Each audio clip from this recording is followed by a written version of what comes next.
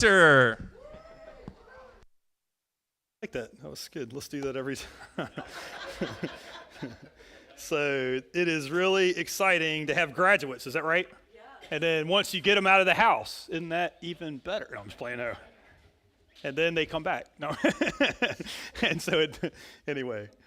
In fact, that's what I want to talk about today. We are so excited for our graduates. Please be praying for them. I'm praying for them as well. I mean, it's so exciting to see a future and all the stuff that went into it for kids all the way from preschool when we see those, and then high school and all of that, and then some of them graduate school. So I know some of you guys are really excited about that, and one of them was a warrant officer that graduated for that. And so anyway, just so exciting to see that.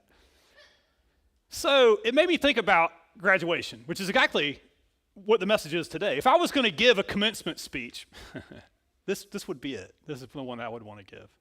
I thought about, does anybody remember their high school commencement speech? Who gave it? For us, it was going to be Dan Quayle, who was the vice president of the United States. He was, nobody knows. Does everybody remember who Dan Quayle is? Do you go back that far? But it was kind of a big deal because he was the vice president then when I graduated, and he was going to come and speak.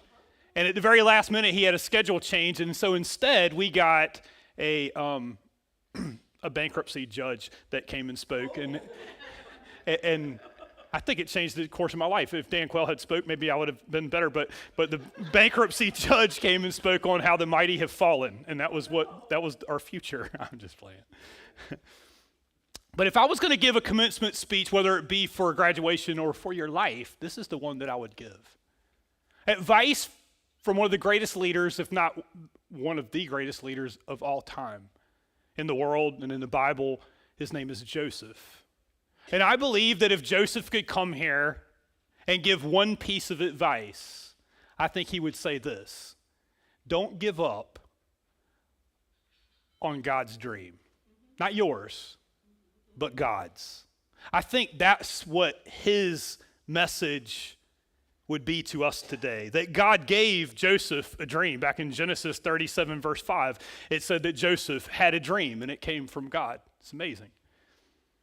And it kind of shaped the course of his life. In fact, today we're wrapping up our series on the life of Joseph.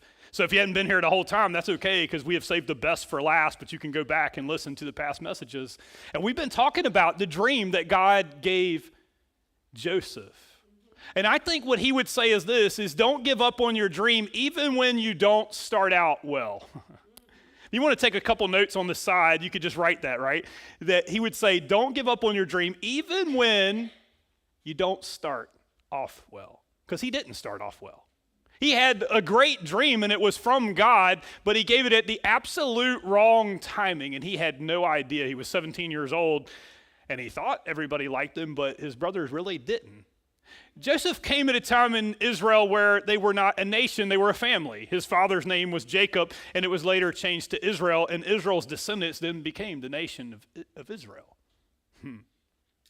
And Joseph was one of his sons. He was his favorite son, and he was born by his favorite wife. I don't recommend being married to more than one wife, at least not at the same time. It was a horrible idea. But anyway, it was his favorite wife and his favorite son, and the other brothers were jealous of him, and he gave him a coat of many colors, and that made it even worse. And then he shared the dream that God gave him. And it was a dream that God did give him. But he did it at the wrong time. Right?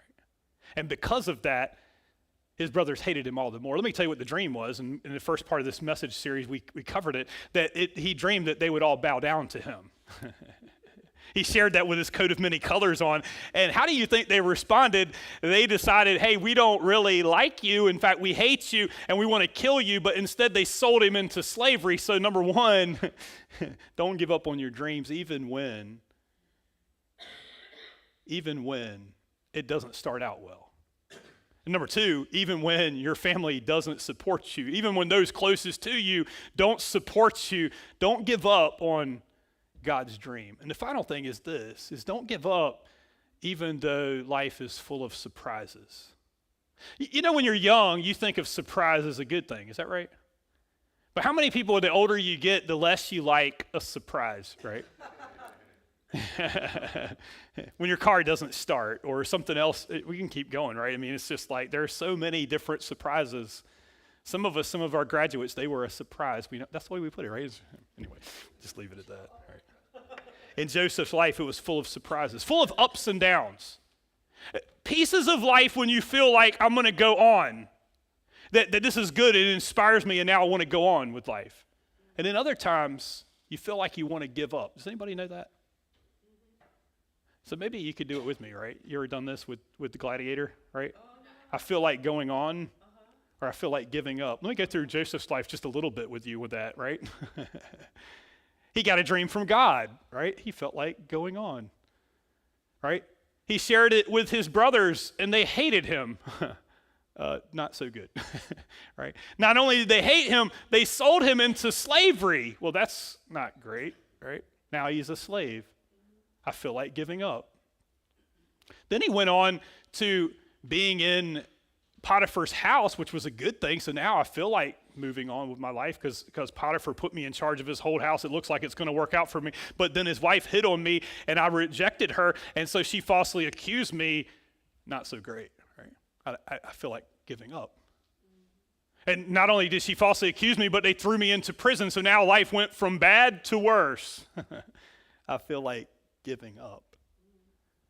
But then in the prison, it happened to be that they put me in charge of the whole prison. Well, that's kind of good, so that's kind of up, right? But then I spent 10 years in prison. That's not so great, right? But then the cupbearer of the king comes in, of the Pharaoh, and maybe I'm giving another chance. I'm starting to feel hope again. This is the timeline of life, right? It's like a roller coaster, isn't it?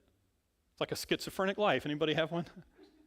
And then what? And then the cupbearer forgets me, and now I feel like giving up. He not only forgets me, but I'm spending 2 more years, and I have no idea. And in a prison, let me tell you what it feels like. It feels like time deprivation, and I have no idea how much time has passed. It feels like 20 years has passed. I feel like giving up. But then Pharaoh has a dream, and the cupbearer remembers me, and then they bring me before the king or before Pharaoh, and the dream was this, is that there would be 7 years of plenty and 7 years of famine. That's what it represented, and I interpreted the dream. That's kind of good. And I told him how we could save the world, so he put me in charge of not only Egypt, but the entire world. That the only person more powerful than me was Pharaoh, and now I'm feeling pretty good. Right? Do you see the ups and downs in life? Did you know there was more times that you feel like giving up than going on? But I think what Joseph was saying is this, is don't give up on God's dream even when life is full of surprises. And today we're going to kind of pick up from where we left off last week. That he spent the time and he saved up all the food for the world, and he did exactly what God showed him. And Pharaoh was thrilled with it. And so then when the time of famine came, they started to feed the world, and they became extremely wealthy as a result. And Pharaoh really liked that. Right? Extremely powerful, because it's not just about money. It's about people were selling all kinds of things, even themselves, to Egypt. But then the story takes a twist in chapter 42. It says, then 10 of Joseph's brothers went down to buy grain in Egypt. The story is about to shift a little bit. Joseph is at the top of his game. Here's what it says in verse 6. It says, now Joseph was the governor of the land, the person who sold grain to all its people. So when Joseph's brothers arrived, they bowed down to him with their faces to the ground. Do you know what that is? That's the fulfillment of the dream that God gave him. Probably not the course that he thought it would take, right? But that's exactly what God said would happen. It just happened 22 years later. Now Joseph is 39 years old, right? And he has a history, and his brothers bow down to him. It says this, as soon as Joseph saw his brothers, he recognized them. But he pretended to be a stranger and spoke harshly to them. Where do you come from? He asked. From the land of Canaan, they replied, to buy food. Okay. Although Joseph recognized his brothers, they did not recognize him. Then he remembered his dream about them and said, "You are spies. You have come to see where our land is unprotected." This is an interesting thought. There's one final lesson from the life of Joseph, and it is the main one.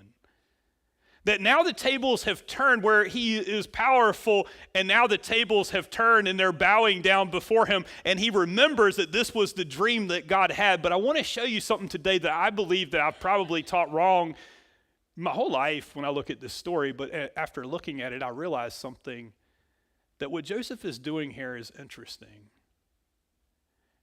Joseph has already forgiven his brothers. Now you might say, well, from his demeanor, it doesn't sound that way.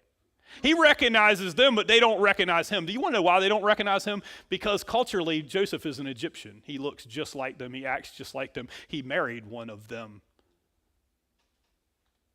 But it is clear to me that Joseph has already forgiven them. This is a principle that I think is critically important that we understand. And it's worth a side note just to highlight it. And that is, what I believe that Joseph is doing here is not unforgiveness. He's testing them.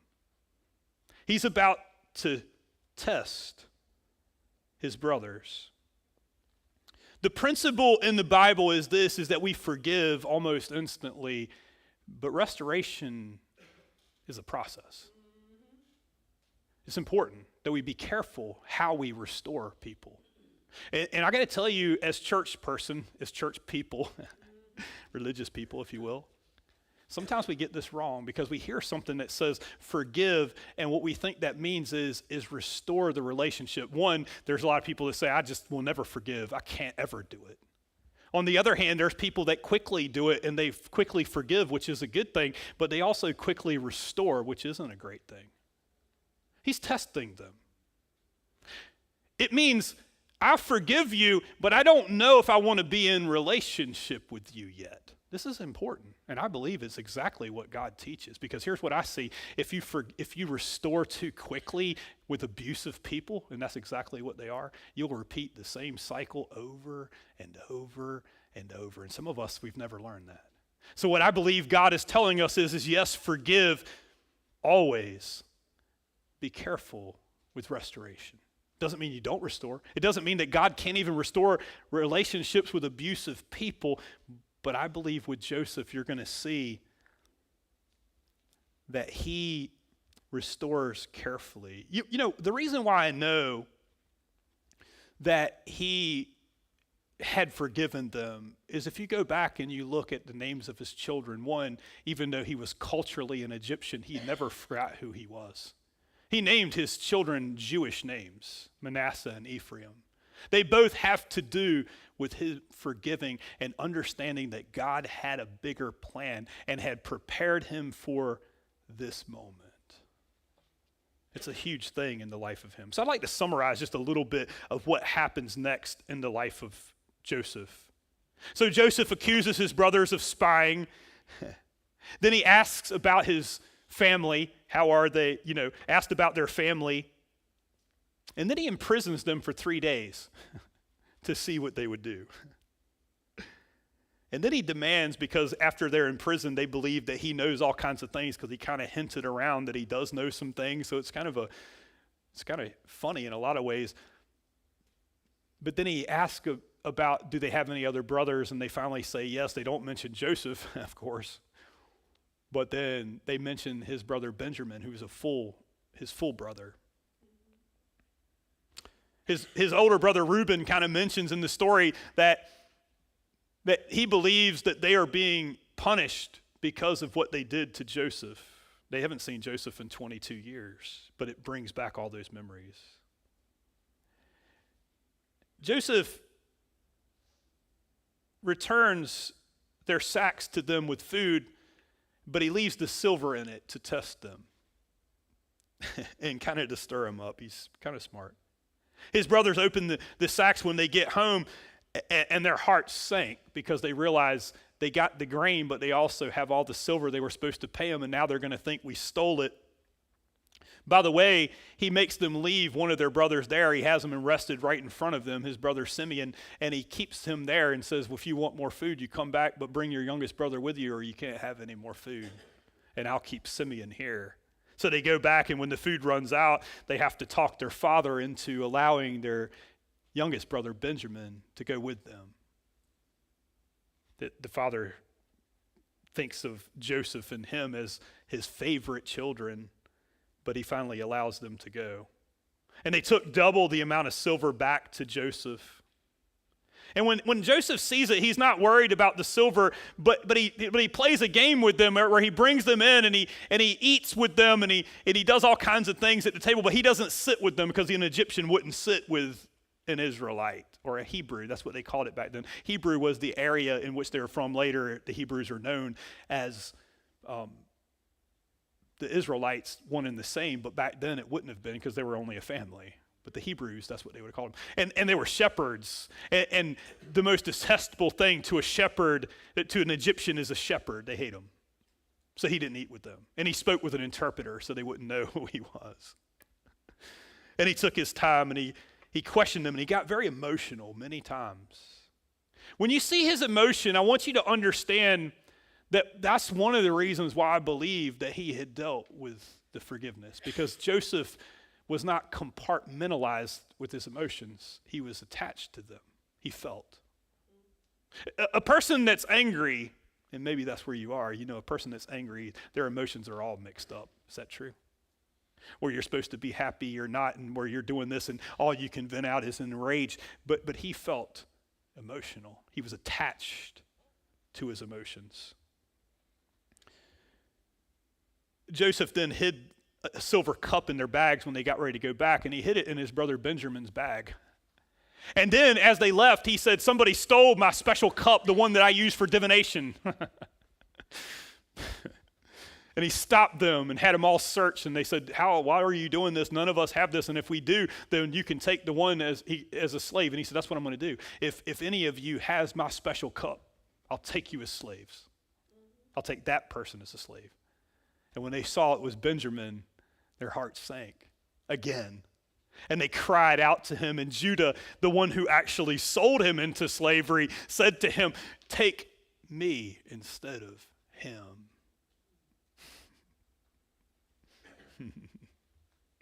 Take me. They pleaded with him. That's where we want to pick up today. Genesis chapter 45 and verse 1. Then Joseph could no longer control himself before his attendants. And he cried out, have everyone leave my presence. So there was no one with Joseph when he made himself known to his brothers. And he wept so loudly that the Egyptians heard him, and Pharaoh's household heard about it. I want to mention again, I think he wasn't compartmentalized. He was in touch with his emotions. This man had been through a tremendous amount.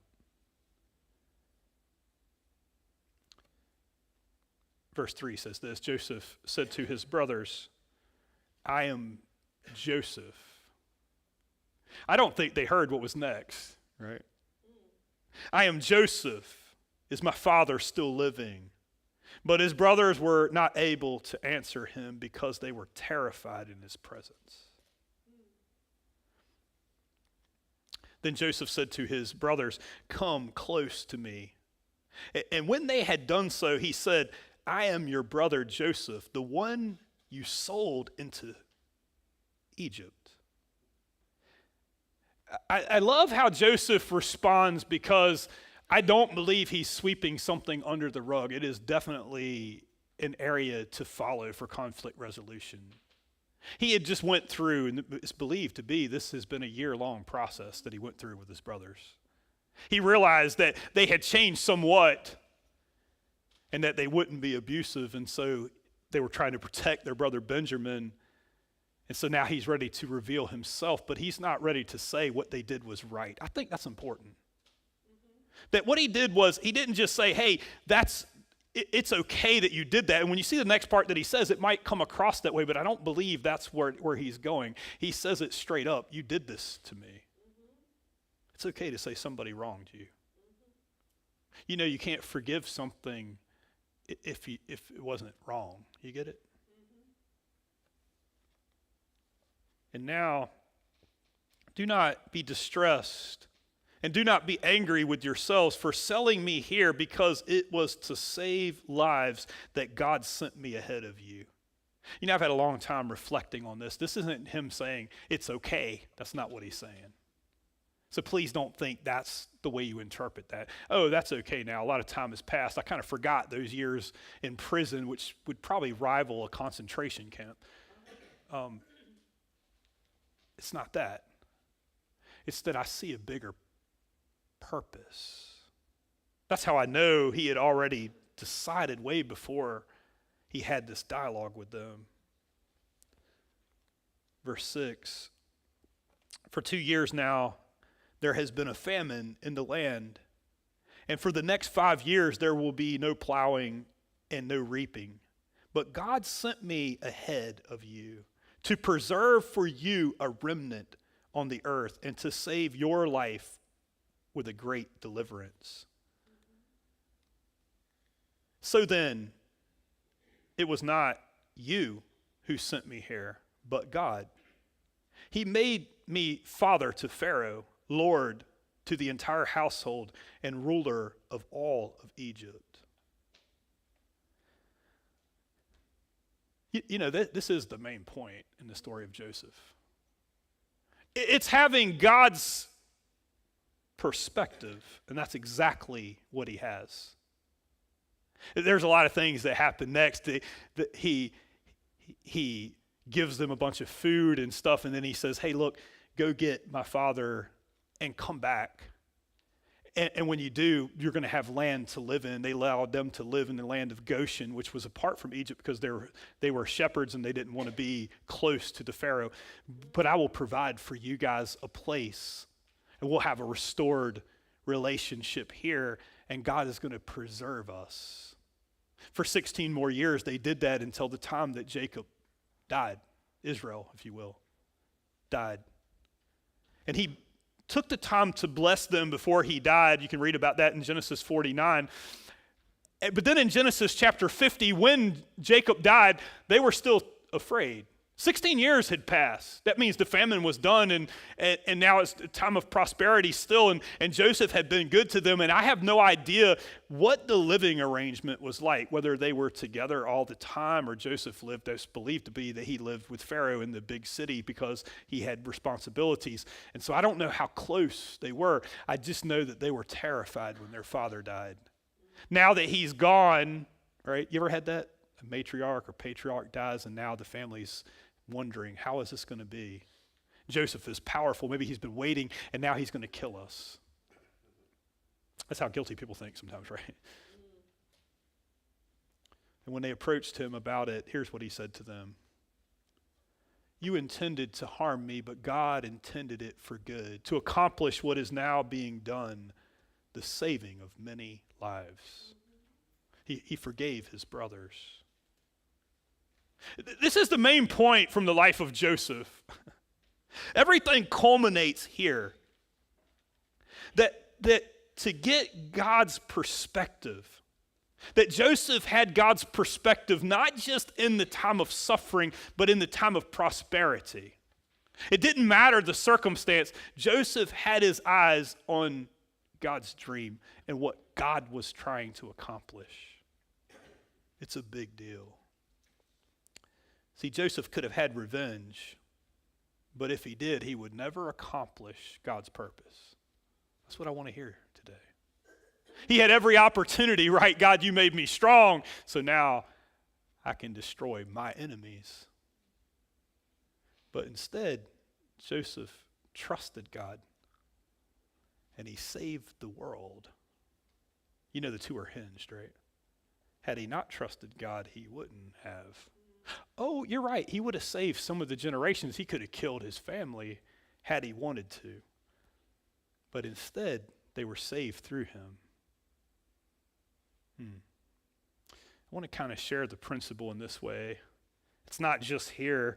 This is a principle that God teaches all throughout the Bible, and I'll give you just a couple of examples because I think it's paramount, and I know it's deep, but if we get it, it just might change the trajectory of our lives. The psalmist wrote, when I say the psalmist, I mean King David, the greatest king of Israel, wrote in the 23rd Psalm. If you know the 23rd Psalm, we quoted at most funerals, it says, "The Lord is my shepherd, I shall not want." And he talks about him being a shepherd. And then he gets to different places in it, and he says, "But yea, though I walk through the valley of the shadow of death, I'll fear no evil, for you are with me. Your rod and your staff, they comfort me." Meaning that God is with us in the hard times and the good times. And we've seen that in the life of Joseph. But then there's another part to it that says this: "You prepare a table before me in the presence of my enemies." Well, that's weird, right? I mean, it reads so poetic, but it's super weird if you think about it. It means that after you have been through all the things, just like in Joseph's life, it's very clear that these principles are linked. After you have been through it all, you've been through prison and you've come out on the other side, and now you're looking at God's table of blessing that's before you, but around the table, waiting to serve you, the servants that are going to serve you the meal are your enemies. How do you feel about that? Would you sit at the table of blessing? If it meant God will bless you, but he's going to use your enemies to do it. That's the question, isn't it? What would we choose, right?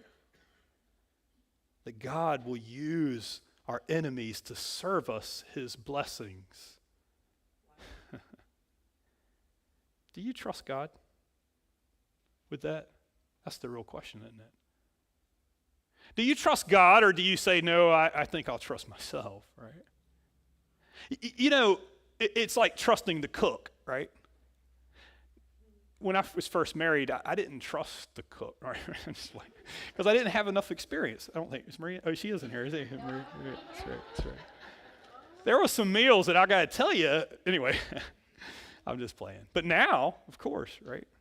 After almost 30 years of marriage, it just doesn't matter anymore. I'm just playing. No, after 30 years of marriage, I'll just say this, that anything Marie puts in front of me, she is an amazing cook, right? Why? Because I've had experience. I don't have to wonder. I don't have to be careful when I get ready to eat it. I know exactly what it's going to taste like because I've had experience with the cook.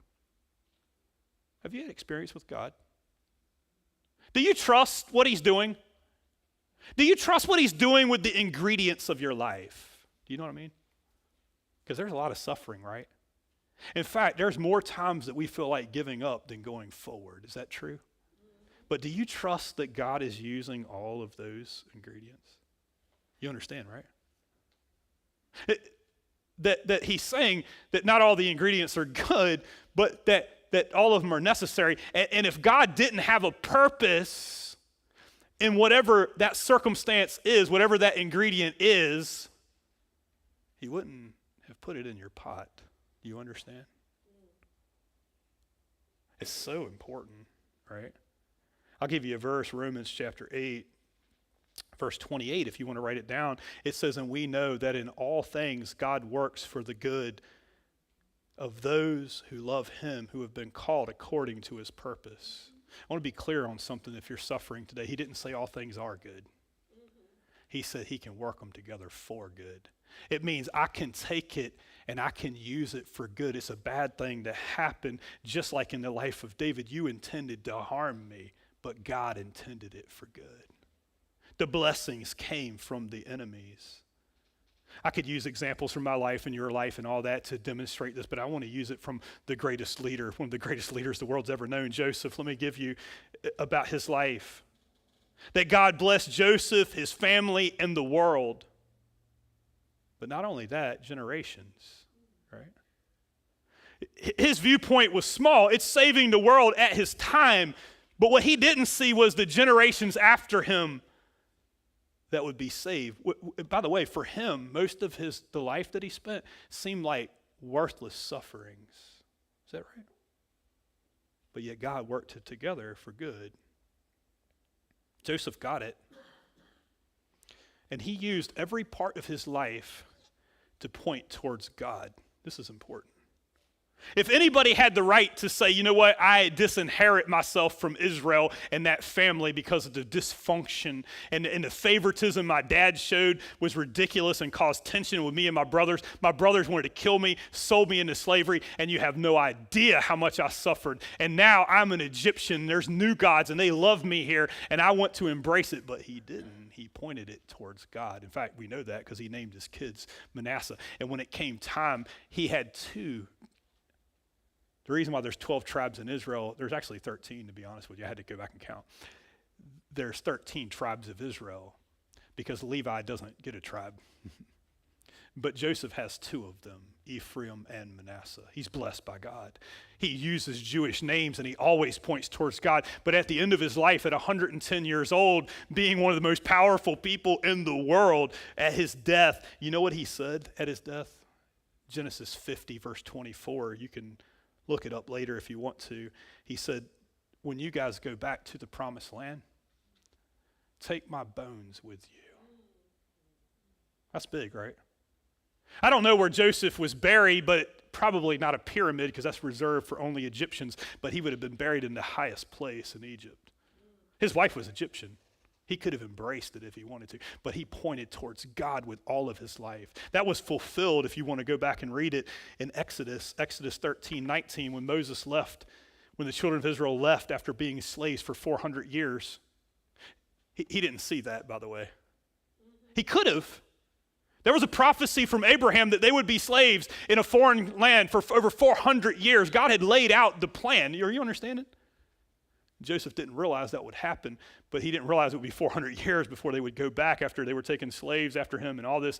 But when they left, they took Joseph's bones with them, and they buried him in Shechem. It's a holy spot in the promised land today where Joseph is buried. You know, a bigger place that it's mentioned, if you want to write it down, Hebrews chapter 11 and verse 21, it talks about the faith that all these people had. You know what it said? By faith, Joseph had them bring his bones back when he died. He used his whole life to point towards God. And it's bigger than he even knew. I don't think he could have possibly known how important his decision was.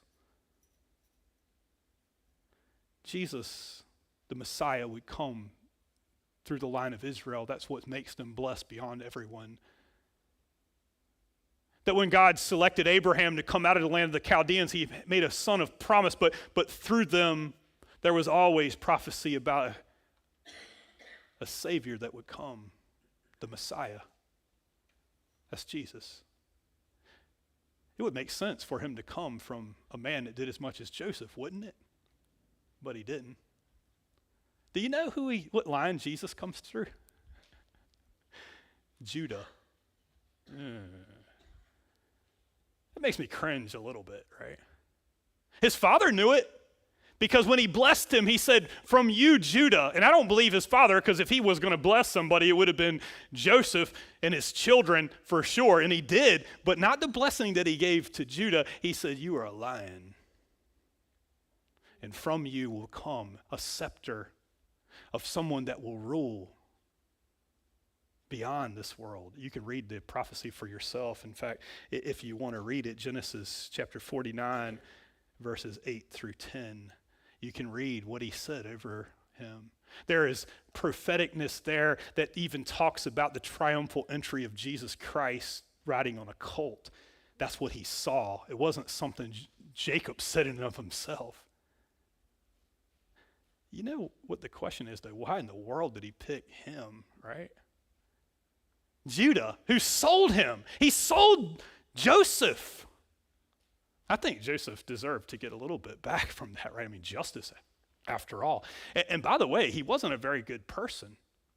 If you go back and read the story, last week, I think, or the week before, whenever it was that we were reading through the reading plan, when it talks about the life of Judah, talk about a messed up man. I mean, and it spends a whole chapter on it. I couldn't figure out why.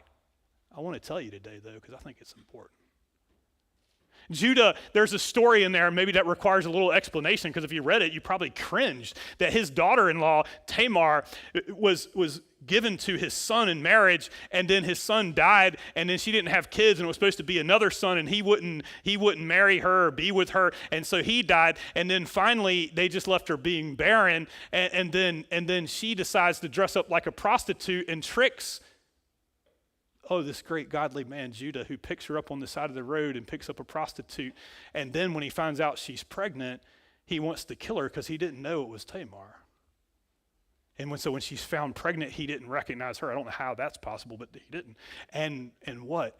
And then he wants to burn her to death until she says, oh, by the way, it's yours.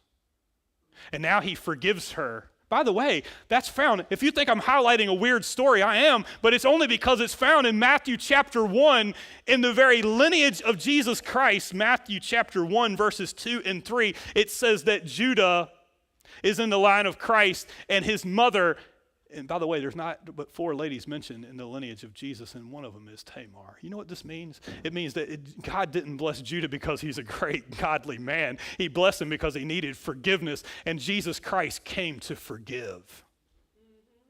But the point of today, you can read all that stuff for yourself. You know the point of today is? What if Joseph had decided to pick revenge? That would have made sense, right? My brother's not a good person. You're right. But you have no idea what God could do with him, right? The line of Jesus, the line of King David, and then Jesus later is in Judah. And you can't see what he's going to be, but you pick God's way, right?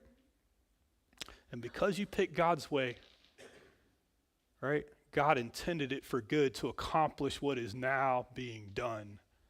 The saving of many lives. Oh, wait a minute. The saving of all mankind from hell. You have no idea what hangs in the balance. Whether you want to pick God's purpose or your revenge, your choice, right? God's purpose or your hate. God's purpose or your unforgiveness. That's the life of Joseph. And you know what I think Joseph would say? Do not give up on God's dream. Let me give you a couple takeaways and then we're done. To wrap up this message, to wrap up this series. Some advice from Joseph to you. Don't give up on God's dream. Number 1, what God does in you matters more than what happens to you. If anybody could say that, I think he could. Right? What God did in me was way more important than any of the circumstances in my life. Number 2, your response to offense determines your future. That's a fact. Can I tell you why some of you have suffered and you've been praying and praying to God and wondering why God is not blessing you, but it's because you're not ready for the blessing. Because if he blessed you right now, you would use it to get back, wouldn't you? Are you going to use God's blessing? You want to know why he could bless Joseph? Because he knew. You want to know what the purpose of all the suffering was and to get him to that point and all the work and the building up and tearing down so that he would be ready when he blessed him. Maybe that's what he's waiting on you. I'm not saying you got to be restored. I'm saying, would you forgive? Because you can't have both. You can't have God's purpose and that. Read Matthew chapter 6, and you will see even in the Lord's Prayer, Jesus teaches us we have to forgive if we want to be right with God. Number 3, be faithful regardless of your circumstances because God has a plan. You want to know what the main thing in the life of Joseph that I learned? Why God really blessed him? Because he was faithful. Not because he knew more. Not because he knew everything that was going to happen, not because there wasn't ups and downs, and not because there wasn't more times he felt like quitting than moving forward, but because he was faithful in every situation. And you know, I think if he was here today, he would say this: don't give up on God's dream. Can I pray for you today? Let's stand for prayer. Father, I thank you so much for the story and the life of Joseph, who is a model.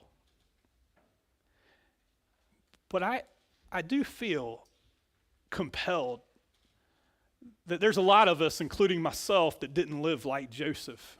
Some of us exacted revenge when we had the chance. Maybe we're a little bit more like Judah. But you know, I believe that the purpose of this story is to show the perspective that you gave Joseph, not what we've done with our lives up till now. It's where we go from here. So even if we've made mistakes, you could forgive us. That's why you sent Jesus. Even though Judah made a mess out of his life, you still blessed him beyond blessing with the legacy that he left this world, the very lineage of Jesus Christ. So maybe somebody needs to be forgiven. So I pray today, God, let them give it to you, that you can do all things. You still have a plan for their life, as messed up as it is. I also pray the flip side, Lord, there's somebody that needs to forgive. They're probably thinking or saying to me right now, how dare you, right? Because you don't know, and I don't know, Lord, but you know. And if you died for their sins and you died for all the pain and all the shame of all time, maybe you've done enough for them to trust you. Even with things they don't understand, and you have no idea the vehicle that you're going to use, that, Lord, you could turn the tables on their enemies and cause them to feed them if they'd only let you, if they'd only trust that you do know what's going on. You're not surprised by any of it. And you wouldn't have let it come into their life if you didn't have a purpose, if you didn't know how to use it. I know, Lord, you didn't say it is good. You said you could bring good. I can't wait to see what you're going to do. But Lord, I pray more than anything, let us be faithful. Lord, I think there's somebody here about ready to quit. They're about to quit right before the miracle. Lord, I hope that they don't. Lord, there's somebody here today that has quit and thinks that you could never use them again, yet you can redeem all things. They can come back. Lord, there's somebody at the beginning of it and they don't know what to do with all the ups and downs, but I just pray, Lord, let them trust you with the process, not to be able to see everything that's going to happen. It isn't about trusting what we know is going to happen. It's about trusting in you, to keep our eyes on you. And I think, if anything, you showed us in the life of Joseph that we can do that in the hard times, but we can also do that in the good times. And if we would, you would do more in our lives than we could dream or think or ask. And I'm praying that over us right now, Lord, as people and as a church. I pray you make us that way in Jesus' name. Amen. Guys, if you need prayer, we'll be here after the service. For everybody else, God bless you. Have a great week.